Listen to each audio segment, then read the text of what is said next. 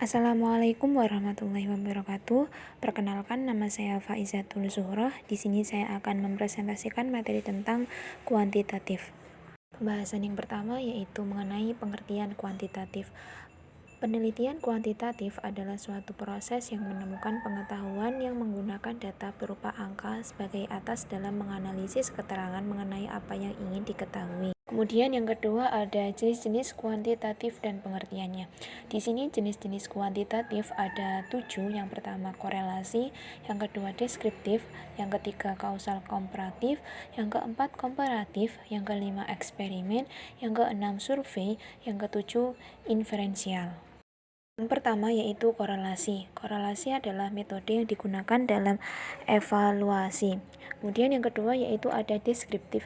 Deskriptif adalah salah satu macam penelitian kuantitatif dengan suatu rumusan masalah yang memandu penelitian untuk mengeksplorasi atau memotret situasi sosial yang akan diteliti secara menyeluruh, luas, dan mendalam. Kemudian yang ketiga ada kausal komparatif.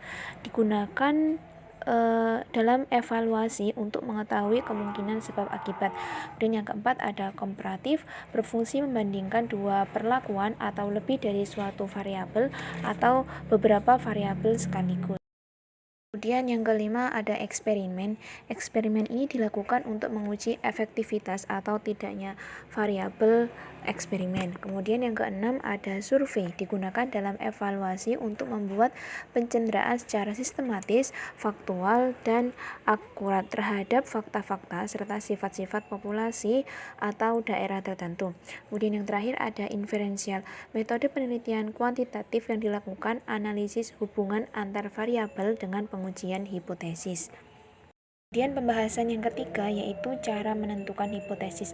Cara menentukan hipotesis ini ada 3. Yang pertama yaitu hipotesis disusun dalam kalimat deklaratif. Kalimat itu bersifat positif dan tidak normatif.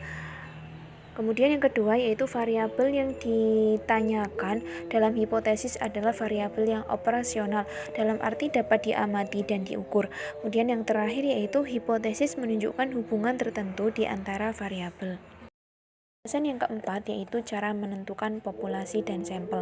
Untuk populasi sendiri itu cara penentuannya ada 2. Yang pertama yaitu populasi penelitian itu berstatus sebagai objek penelitian jika populasi itu bukan sebagai sumber informasi tetapi substansi yang diteliti, seperti hasil produksi. Kemudian yang kedua yaitu populasi penelitian itu berstatus sebagai sumber informasi seperti manusia dan dokumen.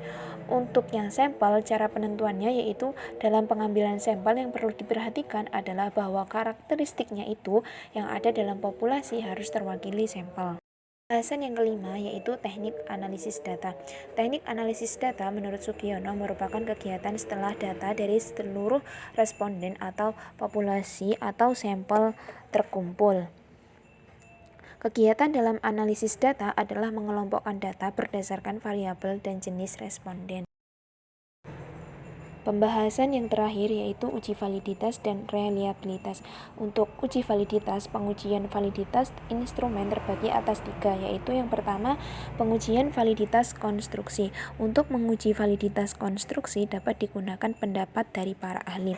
Kemudian yang kedua yaitu pengujian validitas isi. Pengujian validitas isi untuk instrumen yang terbentuk dapat dilakukan dengan membandingkan antara isi instrumen dengan materi pelajaran yang telah diajarkan. Yang ketiga yaitu pengujian validitas eksternal. Validitas eksternal instrumen diuji dengan cara membandingkan atau untuk mencari kesamaan antara kriteria yang ada pada instrumen dengan fakta-fakta empiris di lapangan.